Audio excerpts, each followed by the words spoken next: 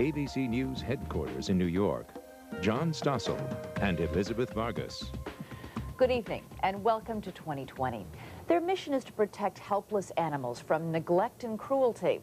They are societies for the prevention of cruelty to animals. But now there are troubling accusations against some of these local SPCAs. Animal owners are claiming that self-righteous amateurs are confiscating their animals for money. There are scores of these independent SPCAs in towns across America running on donations from people like you and me who assume they're doing good work. But are some SPCAs making extra money by taking animals that are not neglected and then selling them? Who's watching out for cruelty to animal owners? It's okay.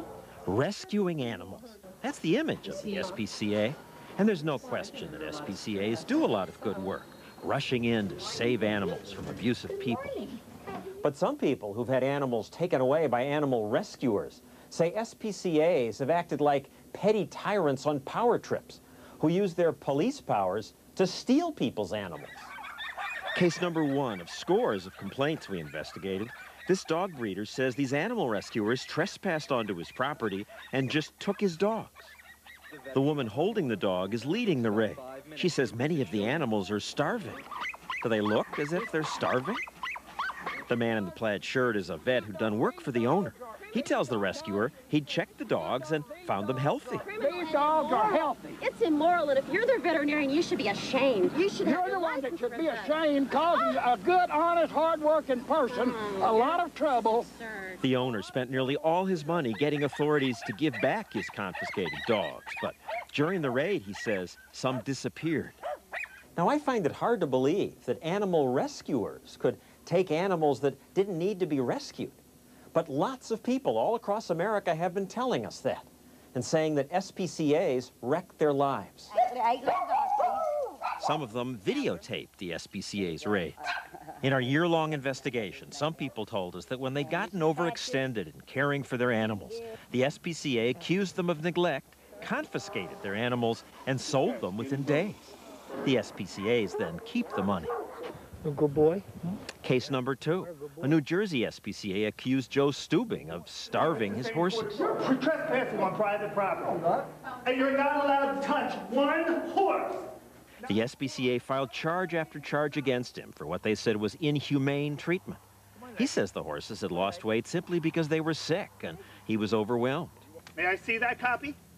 Some of the horses the SPCA took custody of were champion bloodlines, valued together at almost $1 million. She doesn't know one end of a horse from another. No, you do not. Will you be quiet and get out of here? The day after the SPCA took custody of Stubing's horses, he said they invited people to his farm to take his horses out from under him. This was like an equine shopping mall. Like it was ripe for the pickings. Anybody could come in here and, well, I'm tagging that one, I want that one, and I want that one. Stubing says it's about a bunch of self-important people and money.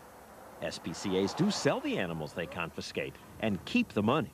They're a self-righteous group of people that are in it for money. They're in it for monetary gain. They don't care about the horses. They don't care about anything else except money. That's a charge we heard over and over from people who lost animals, that the SPCA confiscates them for the money. Sometimes the owners hire lawyers and file appeals, but they rarely win. Courts usually side with the SPCAs. After all, the animal rescuers are the experts, aren't they? Dave Garcia has confiscated thousands of animals in several states. Now he heads the Dallas SPCA, one of the biggest in America. You get a sense of how important he considers his work when you listen to his opinion about the kind of people who abuse animals. If they beat a dog to death, then it's just a step up to beat a co-worker or beat a classmate, and then a step up to kill someone, and then a step up to do a mass murder. On local TV, Garcia is often portrayed as a savior, rescuing animals. And he has saved a lot of animals from abusive people. I should not have to warn someone to take care of their animals. If they're here to make money with them, then take care of them. Garcia led an effort to get Texas politicians to pass a law saying once a justice of the peace approves one of the SPCA's confiscations, an owner can't do anything about it. There is no appeal once the animals are awarded to a nonprofit agent, SPCA. Under Garcia's leadership, the Dallas SPCA has seen financial penalties against animal owners quadruple. The SPCA loaded the animals on vans. These televised raids bring in money. After broadcasts like this one, people make big donations. $6 million last year. It helps pay Garcia's $80,000 a year salary. Case number 3. Garcia raided Renee Moore's dog kennel, bringing along TV reporters who duly reported what Garcia said. 120 dogs living in deplorable conditions. Authorities say they confiscated those dogs just in time. It's deplorable conditions. No, they're not. I feed over a ton of dog food a month. They're starving. No, they're not. Garcia used photos like this to convince reporters and a justice of the peace that Renee had abused her animals. But Renee's dogs, like this red bone, are show dogs. Some were thin, she says, only because they were nursing large litters of puppies. Vets and breeders told us this look can be normal when a dog is nursing. In fact, after the raid, her vet wrote that while housing and sanitation needed improvement and suggested a cutback in the number of animals, he also said Moore does care about and care for her animals. No starvation was evident. Garcia, who is not a vet, disagrees. And the fact that the ribs are showing means that it's starving. The SPCA took custody of all of Renee's dogs, including award winners, worth up to $600 each. You said you sold her purebred dogs for a few $100s. Well, one thing that I'd have to say at this point is that they were no longer her dogs. Unable to afford a lawyer, Renee wrote her own lawsuit, charging the SPCA with stealing. The suit was dismissed. Renee's livelihood was destroyed. She and her husband were forced to sell their home and move into this trailer. I would like to see them punished for what they've done. And they humiliated me on TV, and I want them to apologize to me on TV. Case number 4. Garcia raided Linda Williams' animal sanctuary. Williams isn't even in a business that sells animals. She runs a shelter, rescuing old and sick dogs. The SPCA warned her, clean up your shelter, or they charge her with animal neglect. She says she was nearly done when the SPCA trucks and TV cameras, lots of them, suddenly appeared. Y'all need to get the cameras and they're on public property. Garcia took all her animals and charged her $6,000 for vet and boarding fees. After a local justice of the peace ruled it was okay, the SPCA sold her most valuable animals. They call it adopting them out. Adoption is free? No, adoption is not free. Adoption for animals range from $185 to $50. They steal your stuff, they sell your animals. Linda's veterinarian, Dr. Robert Wright, had been at the shelter the day before the raid. And while he felt housing and sanitation needed improvement, he said the animals he saw were not abused or neglected. Ironically, he's done some work for the SPCA. She did not deserve to have her animals seized from her. There was not any animals being neglected of food. There was no animals being neglected of shelter. After he testified, he was not allowed to work at the SPCA again. All the small ones, the puppies that are over there, and the puppies. All of this made us want to see firsthand how Garcia works. So we asked to go along on a raid. Garcia said, sure. What he didn't know was that our cameraman was a vet. When 2020 returns, another helpless owner reduced to tears. Should her dogs have been taken away? Yours actually look pretty clean. Our undercover vet weighs in. Next.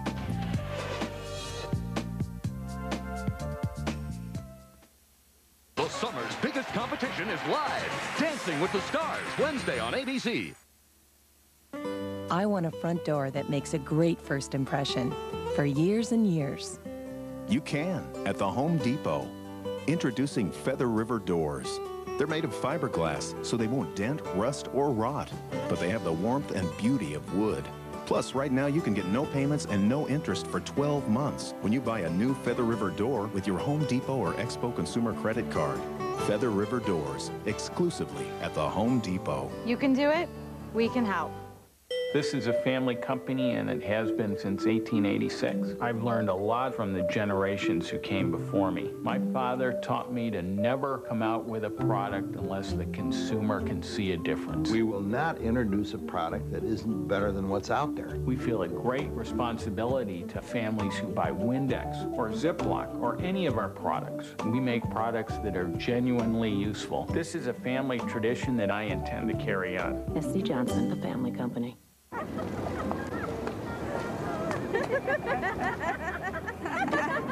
Why are you all so animated? Hey, must be our fruit buzz. Fruit what? You know, the feeling you get the with new fruit and walnut salad? It's from McDonald's. Girl, we hooked you up with one. Yeah, crisp apple, juicy seedless grapes, plus cool, creamy yogurt. And crunchy candied walnuts on the side. Tastes so fresh. So sweet. So real. You mean like me? Real is a good word for you. I have a word for you. You all are killing my fruit buzz. The Brawn Activator's smart foil captures hair growing in any direction for a closer shave. And its cleaning center keeps it feeling like new every day. The Brawn Activator, the world's best self-cleaning shaver, guaranteed. Hey, Angie. Going to the post office? Post office?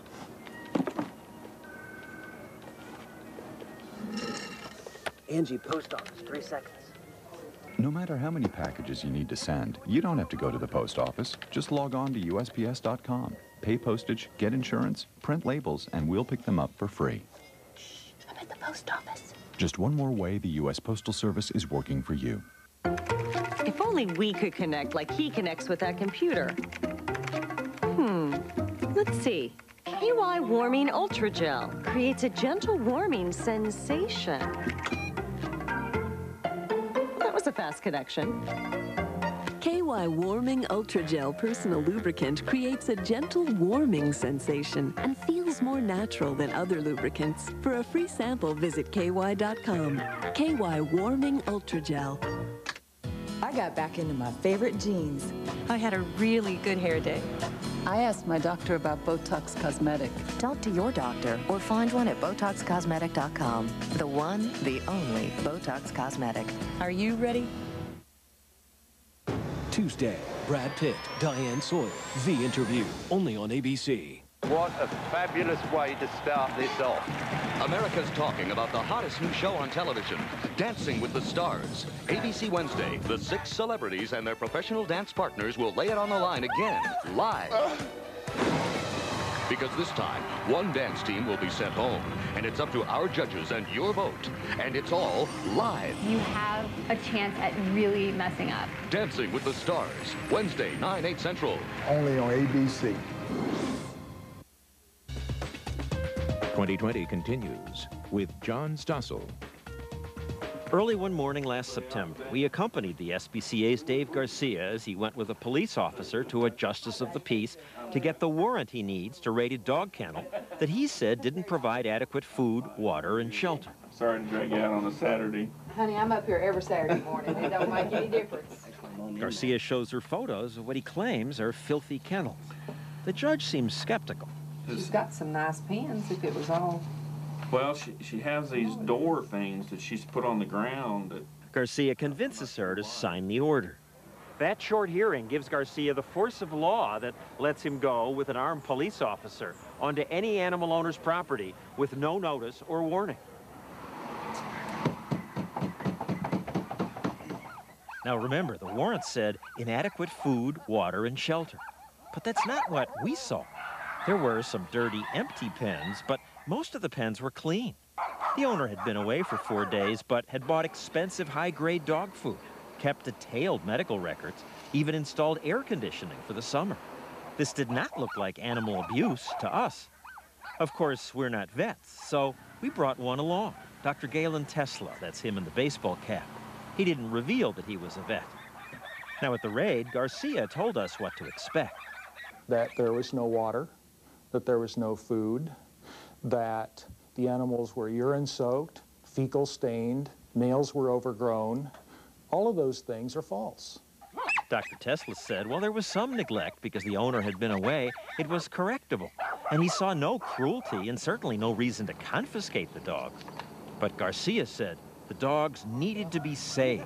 Under Texas state law, these animals have been cruelly treated. The definition of cruelly treated is having to live in your own feces, unsanitary conditions, no food or water. Everything is based upon there's feces in the cages. And when people keep animals, there is routinely feces in the cages? It's part of having an animal. We were told before the raid to be prepared to burn our shoes and clothes after this raid because there would be such filth from handling these animals, and there was no need for that. Moments after the SPCA collects the last dog, the owner, Pam Chenault, arrives. I can't believe y'all are here. She can't believe they've taken her dogs, including her first dog, her favorite, Gidget. This is just not right now. I mean, you know. Here's your copy of it. That way you'll know when the court date is. I know. Okay. Is they're all in here? Yes, ma'am. Can I just get it? I can't let you in there now. Okay. Garcia wouldn't even let her go to the van that held Gidget. She was my very first dog. They're all wards of the court now. Okay, so I can't let you in. Garcia took the dogs to the SPCA, where the workers they called technicians cited problems like fleas and mange, things Dr. Tesla says don't justify confiscation. They didn't call the animals underfed. She's actually a little bit overweight. In fact, it sounded as if some of the animals were in good condition. Ears actually look pretty clean. Teeth look good. A little bit of tartar buildup. Not that the technicians are experts. In fact, except for our vet, there wasn't a vet in sight. Are you the veterinarian? No, I'm the ACC manager, or supervisor. These pets were not abused. They were not in poor health. None of them were in life-threatening conditions. He said some things the SPCA said made no sense. For example, if the animals were really covered in filth, rescuers would never hold them close to their chests like this. Your people were holding them like this. Exactly. You don't hold a urine, feces-soaked dog like that. You hold it like this. No, some of my staff do. We didn't see dogs soaked in feces and urine. Our vets did, because our vets did the evaluations. No, they didn't. There was no vet there when the dogs were brought back. We had vets there. No, they didn't. The SPCA later emailed us admitting that they didn't, but saying, in this case, vets weren't needed. Don't come to me and tell me I'm supposed to give you a warning. Pam Chenault hired a lawyer and tried to get her animals back. But the court gave him only 2 hours to prepare, so he advised her to settle and give her dogs to the SPCA. Most were adopted. A few were put to sleep. She doesn't know what happened to Gidget. We brought a vet on that raid. He said he didn't think the animals should have been taken. Well, the judge did, and law enforcement did. But they do it because you bring them the data. You spin them. No, I don't spin them. The judge looks at the facts, looks at the probable cause, and the judge makes the decision. You paint yourself as this heroic rescuer, and you're just ripping these people off. You're stealing their animals. No, I'm not stealing no one's animals. Garcia says he dismisses 95% of the complaints without any confiscation. But lots of people told us stealing animals is exactly what he does. Some people say this is all about money, keeping the SPCA in money. No, it's not about money. It's about the welfare of an animal. Amy? Tell that to the 50 people we talked to who lost animals to Garcia and other SPCAs. Joe Stubing's fortunate he doesn't keep his horses in Texas, where he would have fallen under the thumb of the no appeal rule Garcia lobbied for. After the court ruled the SPCA could take his animals, he appealed and won because his farm was raided without a warrant. The SPCA still says he was abusing his horses, but today he has his horses back. I want the SPCA put out of business. In Texas, neither Renee Moore nor Linda Williams could appeal. They say they'll never get over what Garcia and the SPCA did to them. I was a dog breeder. I was a dog shower. My dogs was my life. There's a big hole, emptiness.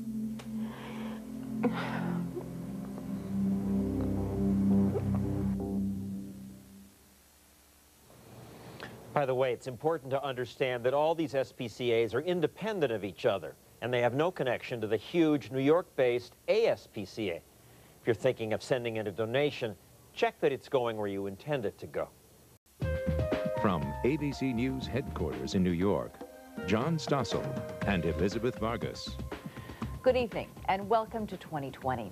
Their mission is to protect helpless animals from neglect and cruelty. They are societies for the prevention of cruelty to animals.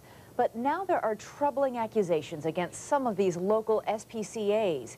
Animal owners are claiming that self-righteous amateurs are confiscating their animals for money. There are scores of these independent SPCAs in towns across America running on donations from people like Taxpayers to steal people's animals. Case number 1 of scores of complaints we investigated. This dog breeder says these animal rescuers trespassed onto his property and just took his dogs. The woman holding the dog is leading the raid. She says many of the animals are starving. Do they look as if they're starving? The man in the plaid shirt is a vet who'd done work for the owner. He tells the rescuer he'd checked the dogs and found them healthy. These dogs are healthy. It's immoral, and if you're their veterinarian, you should be ashamed. You're the one that should be ashamed, causing a good, honest, hard work. SPCA accused them of neglect, confiscated their animals, and sold them within days. The SPCAs then keep the money. A good boy. Case number 2. A New Jersey SPCA accused Joe Stubing of starving his horses. You're trespassing on private property. And you're not allowed to touch one horse. The SPCA filed charge after charge against him for what they said was inhumane treatment. He says the horses had lost weight simply because they were sick and he was overwhelmed. May I see that copy? Some of the horses the SPCA took custody of were champion person, a lot of trouble. The owner spent nearly all his money getting authorities to give back his confiscated dogs, but during the raid, he says, some disappeared. Now, I find it hard to believe that animal rescuers could take animals that didn't need to be rescued. But lots of people all across America have been telling us that and saying that SPCAs wreck their lives. Some of them videotaped the SPCA's raids. In our year-long investigation, some people told us that when they'd gotten overextended in caring for their animals, you and me who assume they're doing good work. But are some SPCAs making extra money by taking animals that are not neglected and then selling them? Who's watching out for cruelty to animal owners? It's okay. Rescuing animals. That's the image of the SPCA. And there's no question that SPCAs do a lot of good work, rushing in to save animals from abusive people. But some people who've had animals taken away by animal rescuers say SPCAs have acted like petty tyrants on power trips who use their police